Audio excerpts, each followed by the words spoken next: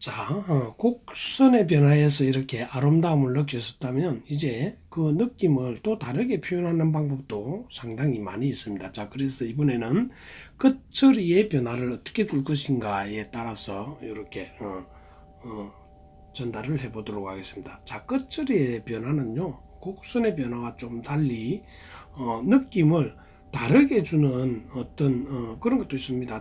부드러운 느낌이 있는가 하면 좀 강한 느낌도 있고 그런 부분이 있기 때문에 이 끝처리에 대한 변화도 상당히 느낌 전달을 하는데 큰 역할을 차지하지 않나 이렇게 싶습니다. 자, 선의 끝은 네 가지로 표현이 되는데요.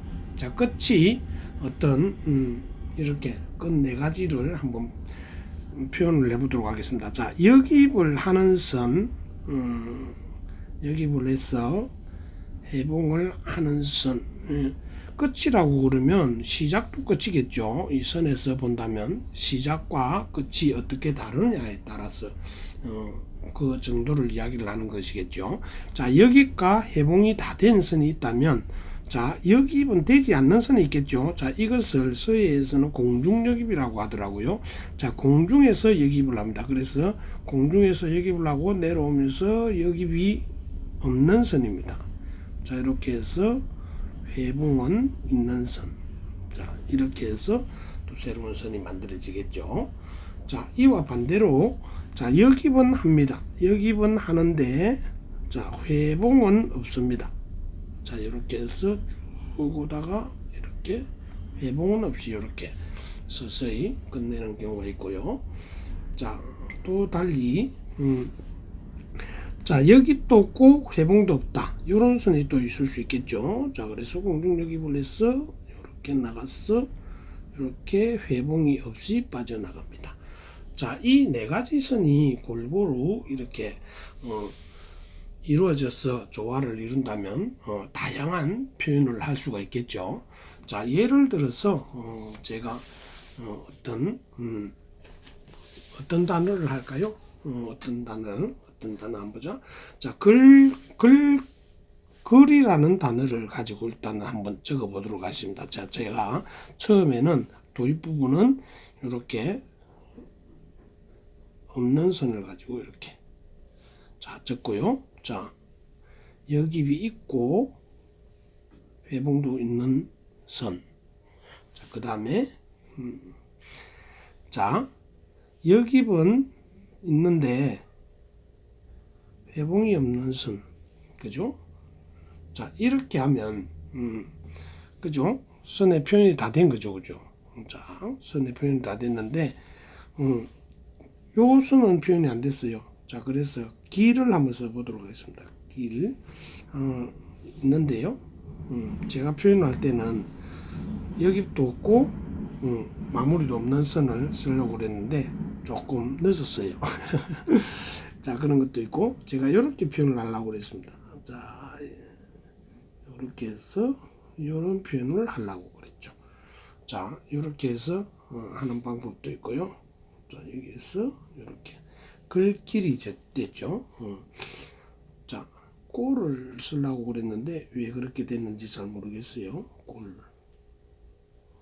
꼴. 자, 제가 요런 자를 쓰려고 그랬는데 조금 다른 부분으로 간 것 같아요. 자, 그래서 이 끝처리가 상당히 중요합니다. 끝처리. 자, 시작도 끝이죠. 시작도 끝이고 끝도 끝입니다. 자, 이렇게 있는 부분도 있고요. 자, 꽃자를 쓸 때도 어떤 분들은 이렇게 가지고 이렇게가 착 올리는 이런 분들도 있더라고요. 자, 그래서 끝 안 보였나요? 자, 이렇게 해서 자, 이렇게 탁 올려버리는 이런 분들도 있더라고요. 그래서 끝처리도 이렇게 회봉이 없는 이런 선들도 있다는 겁니다. 자, 그래서 다양한 끝처리를 가지고 글씨를 표현하는 이런 부분도 있다라는 것을 아시고, 자, 난 글을 쓸 때 어떻게 시작하고 어떻게 끝맺을 것이다 라는 부분이 계획이 돼 있어야 된다라고 생각을 합니다. 자, 끝처리의 변화를 느껴봤는데요. 이 네 가지를 어떻게 적절하게 섞어서 글씨를 표현하느냐에 따라서 어떤 글은 강하게 느껴지고 어떤 글은 부드럽고 아름답게 느껴질 수가 있는 겁니다. 자, 이 네 가지를 다양하게 표현을 하면서 또 다른 글씨들을 연습을 해보시면 좋은 어떤 경험이 되실 것 같아요. 자, 이번에는 기울기의 변화입니다. 기울기의 변화. 캘리그라피의 묘미라고 할 수 있는 이 기울기의 변화는 상황에 따라서 이렇게 글자 간의 조화를 만드는데 최대의 무기라고 봐집니다. 자, 감정을 표현하는 데 있어서 빠져서는 안 될 중요한 요소라고 저는 얘기하고 싶고요.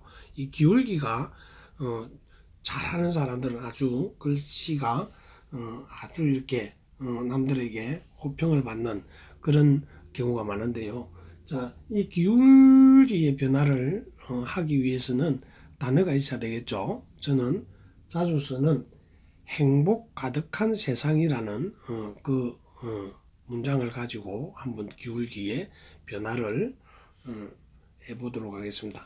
제가 제일 좋아하는 단어가 행복이에요. 행복. 그래서 그런지 저는 요즘도 아주 행복한 사람이 되고 있습니다. 자, 행복을 적을 때, 자, 단순하게, 제가 잘 보이기 위해서 제가 글을, 붓을 조금 눕혀서 쓰는데요. 자, 이렇게 제 글씨가 이렇게 행복이라는 단어가 있는데, 자, 이렇게 행복이라는 이 단어를 이렇게 기울지 않고 이렇게 써놨다면 좀 재미가 없을 거예요.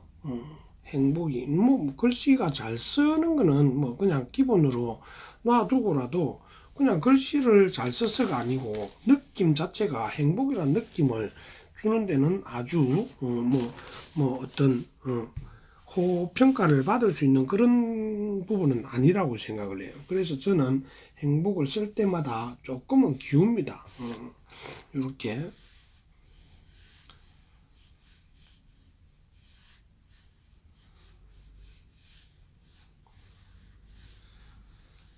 자, 이렇게 약간 기울였죠, 그죠?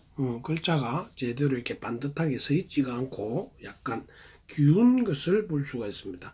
자, 이 부분에서 제가 제가 특기라고 생각하는 부분이 바로 이런 부분인 것 같아요. 그 남들이 항상 이야기할 때 들어보면 선생님 글씨는 글자 간의 조화를 잘 만들고 있다라는 이야기를 많이 하시는데 제가 그게 강점인 것 같아요. 자, 이렇게 보면 자, 히읗자는 이렇게 기울었습니다. 그죠? 전체적인 느낌으로 보면 자, 애자는 어떻습니까? 이렇게 기울었죠. 자, 이영자는 뭐 어떤 형식으로 되든 자, 비읍자는 또 이런 형식으로 이렇게 오자는 이런 형식으로 기역자도 이런 형식으로 오죠.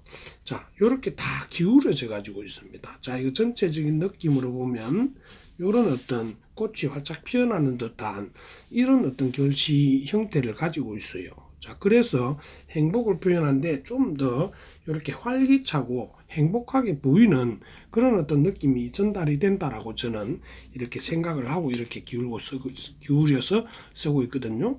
여러분들도 그렇게 느껴집니까? 자, 그렇게 행복이라는 자를 썼으면 저는 가득한이라는 글씨를 조금 줄여가지고 쓰곤 합니다. 자, 이렇게 선생님 왜 역입은 하지 않습니까? 라고 물어보시는 분들도 있는데 제가 가르친 역입은 이렇게 역으로 들어간다라는 부분이었는데요. 저는 이제 오래 쓰다 보니까 제가 역입의 방법을 조금 바꿨어요. 자, 그래서 다른 사람들은 이해는 못 하실 수 있는데 글을 쓰다 보면 어떻게 보면 결과론입니다. 그죠? 결과론인데 자, 가는 방향으로 제가 붓을 눕혔습니다. 눕혀서 조금 있다가 출발을 하는데 이 조금 있을 때가 중요한 것 같아요. 자, 눕혔습니다. 그래서 거꾸로 이렇게 살짝 밉니다. 역입을 이런 식으로 역입을 하기 때문에 끝이 항상 이렇게 둥글게 이렇게 표현이 되는 것 같아요. 자, 그래서 조금 느리게 이렇게 쓰다가 보면 자, 항상 저는 이런 식으로 글씨를 쓰는 걸 볼 수가 있을 겁니다. 앞으로 계속해서 이렇게 하다 보니까 끝 처리가 이렇게 어떻게 보면 둥근 글씨가 이렇게 되는 거죠. 자, 그래서 붓을 놓을 때 조금 이렇게 조금 늦게 출발을 합니다. 그게 제 글씨의 특징이라고 보시면 되는데요. 자, 행복 가득한 세상, 세상도 이렇게 조금 기울입니다. 자, 이렇게 보면 그죠? 자, 이것도 한번 살펴볼까요? 시어자가 이렇게 누웠습니다. 그죠? 이렇게 대부분이 누워 가지고 있습니다. 자, 이렇게 기울기를 잘 함으로 해서 전체의 어떤 조화가 잘 이루어지는 그런 현상을 볼 수가 있는데요. 자, 이 기울기가 어떻게 보면 위에 있는 먼저 쓴 자와 그리고 글자와 나중에 쓴 글자가 이렇게 조화를 잘 이루면 더 좋은 거겠죠. 자, 어떤 글자를 써볼까요? 날마다 좋은 날이라고 그런 글자가 있죠. 자, 역입을 달리 한다 그랬죠. 눕힙니다. 눕혀서 조금 밀면서 사고입니다. 그죠? 자, 이렇게 해서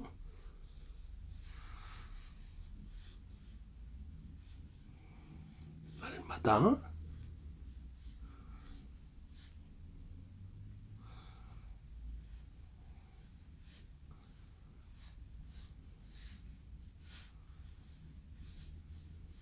좋은 날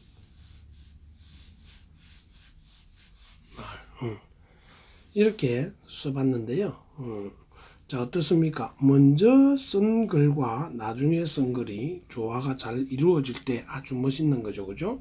자, 그래서 전체적인 구도를 봤을 때 이렇게 살짝 이렇게 눕습니다. 그죠? 자, 그래서 좋은 감정을 표현을 할 때 어떤 확 퍼지는 듯한 느낌을 주는 바로 문장이 이런 문장들이겠죠. 그죠? 자, 이렇게 표현을 할 수 있는 게 바로 기울기의 변화인 것 같습니다.